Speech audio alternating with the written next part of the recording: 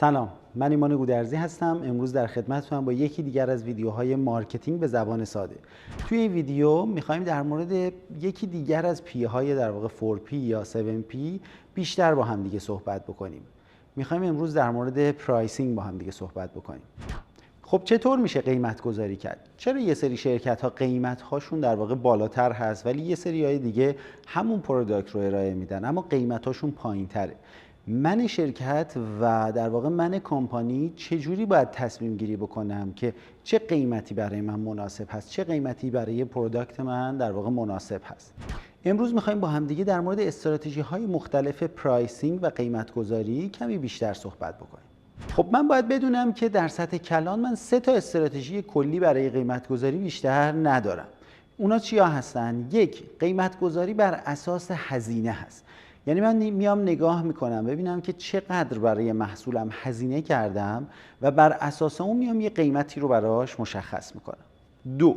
قیمت گذاری بر اساس ولیو و ارزش هست. یعنی من میام نگاه میکنم ببینم که محصول من چه ارزشی برای مخاطبم داره، چه ارزشی برای مشتریام ایجاد میکنه و بر اساس اون میام یه قیمتی رو برای محصولم مشخص میکنم. و در نهایت قیمت گذاری بر اساس رقبا هست. یعنی من میام نگاه میکنم ببینم که توی بازار چه اتفاقی داره میفته، رقابت به چه صورت هست، سایر رقبا دارن چی کار میکنن و بر اساس اونها میام یک تصمیم میگیرم و قیمت مناسب رو برای محصولم انتخاب میکنم.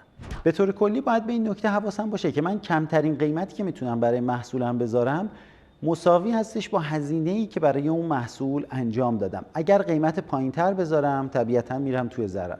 از اون طرف بیشترین قیمتی که میتونم برای محصولم بذارم مساوی هستش با ارزشی که برای مخاطبم ایجاد کردم، با ارزشی که برای مخاطب در واقع این محصول میتونه داشته باشه. اگر قیمتم رو بالاتر از اون ببرم، بالاتر از ارزشی که مخاطب در واقع ادراک میکنه، مخاطب دیگه و مشتری حاضر نیست بابت محصول من پول بپردازه و دوباره محصول من فروشش کم میشه و من میرم توی ضرر. خب حالا که با استراتژی های کلان قیمت گذاری آشنا شدم، بیام ببینم که هر کدوم از این استراتژی ها چه حساب استراتژی های دیگری رو دارن و من چطوری میتونم در واقع قیمت گذاری بکنم بر اساس هر کدوم از اینها. اول از همه میریم سراغ value based pricing. یعنی چی؟ یعنی قیمت گذاری بر اساس ارزش. توی اینجا ما 2 تا استراتژی دیگه داریم، 2 تا ساب استراتژی دیگه میتونیم داشته باشیم. یکی چیه؟ یکی یک کامبینیشن قیمت و کیفیت خوب هست. یعنی چی؟ یعنی من میام برای یک محصولم که میدونم حدوداً چه ارزشی برای مخاطب داره یک قیمت مناسب میذارم. یعنی بر اساس اون ارزشی که مشتری درک میکنه میام قیمت براش میذارم. یا چی؟ یا اینکه میام برای یک محصولی که جا افتاده توی مارکت یک ورژن پایینتر ارائه میدم، یک ورژن ساده تر و ارزونتر. برای همین مخاطب درک میکنه که اوکی این قیمت جدید ارزش در واقع این کیفیت جدید رو که یه مقدار از اون محصول اصلی پایینتر هست رو داره.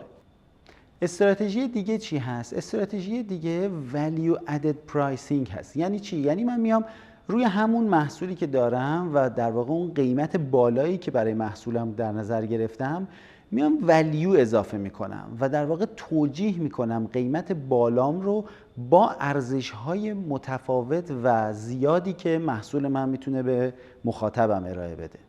برای همینه که میبینیم بعضی وقتا برندها مثلا آیفون 14 میاد روی در واقع کیفیت دوربینش مانور میده، میاد روی ارزش افزوده‌ای که این گوشی نسبت به مثلا گوشی‌های قبلیش و نسبت به برندهای دیگه داره مانور میده و یه جورایی علت قیمت بالا رو این کیفیت و ویژگی‌های متنوعی که داره ارائه میده.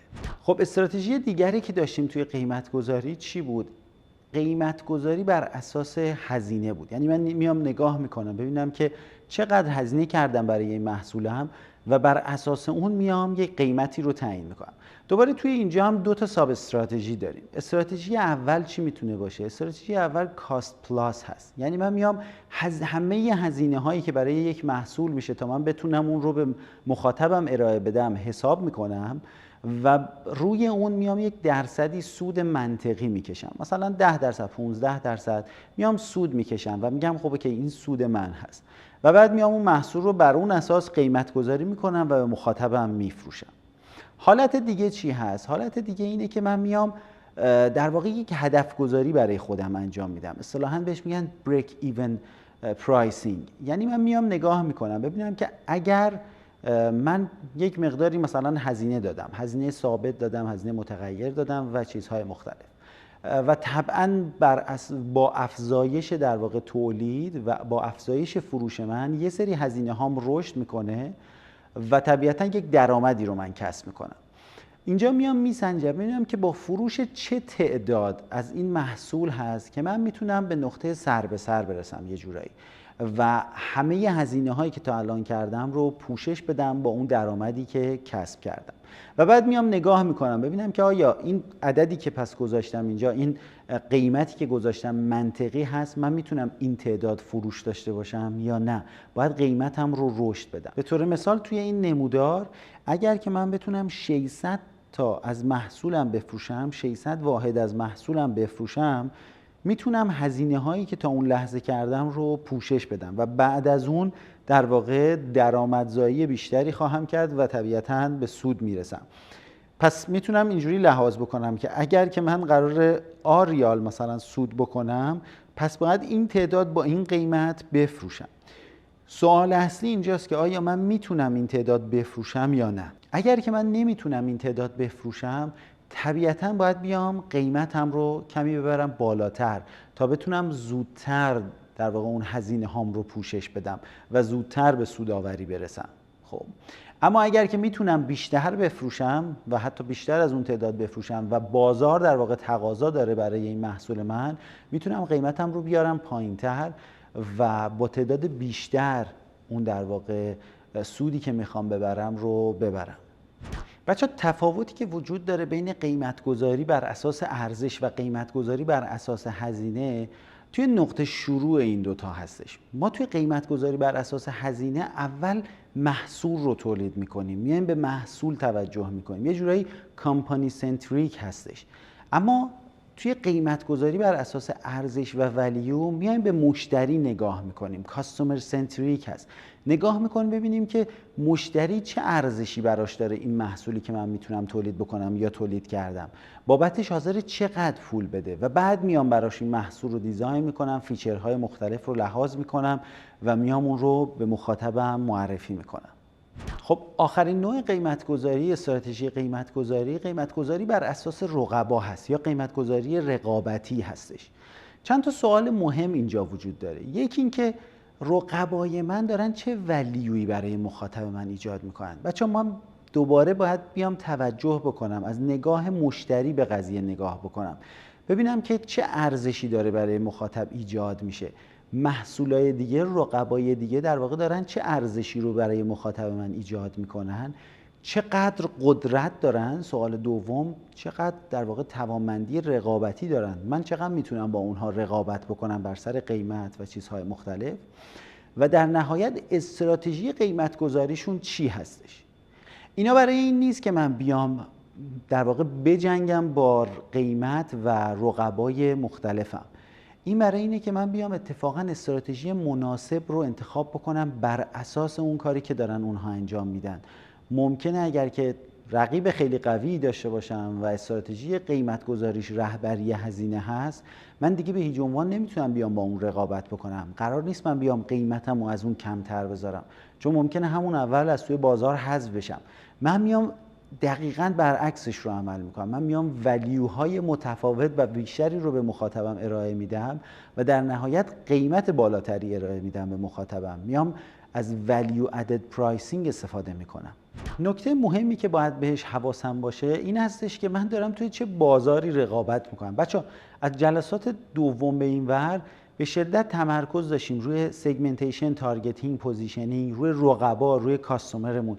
اینجا هم دوباره اهمیت داره اینکه من بدونم توی چه مارکتی دارم کلا بازی میکنم، رقبای من کیا هست.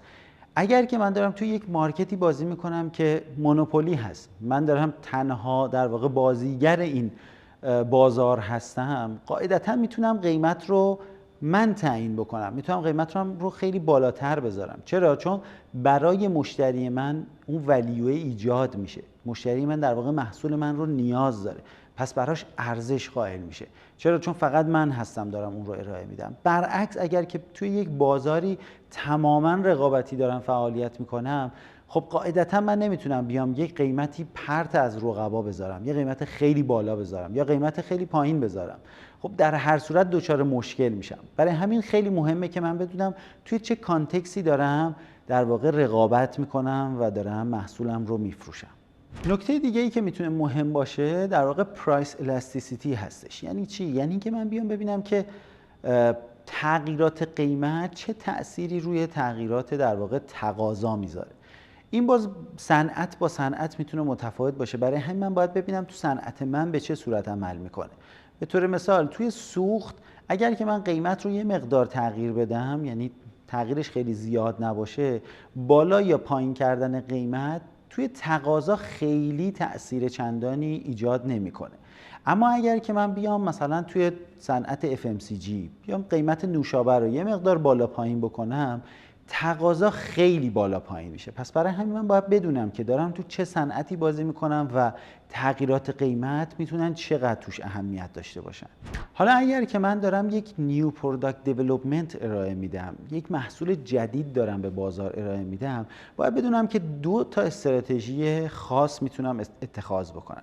یک اسکیمینگ هست. یعنی چی؟ یعنی من میام اول با قیمت بالا شروع میکنم، یه قیمت بالا برای محصولم میذارم تا اونایی که اینوویتور هستن، اونایی که دوست دارن و در واقع توانایی پرداخت این پول رو دارن، اول بیان محصول من رو خریداری بکنن و این قیمت بالا به منم کمک میکنه که اون هزینه های اولیه‌ای که کردم رو یه جورایی ساپورت بکنم مثلا، و بعد از یه مدتی بیام قیمتم رو کاهش بدم. کاری که معمولاً سامسونگ، برند سامسونگ انجام میده. میبینید روی برندهای جدیدش در واقع روی پروداکت های جدید اول قیمت بالا میذاره و بعد از چند ماه قیمتش شروع میکنه به افت کردن و پایین اومدن.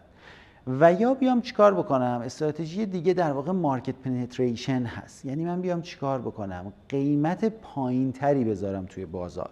اگر که رنج متوسط بازار مثلا 400,000 تومان هست، من بیام با 350,000 تومان محصولم رو وارد بازار بکنم.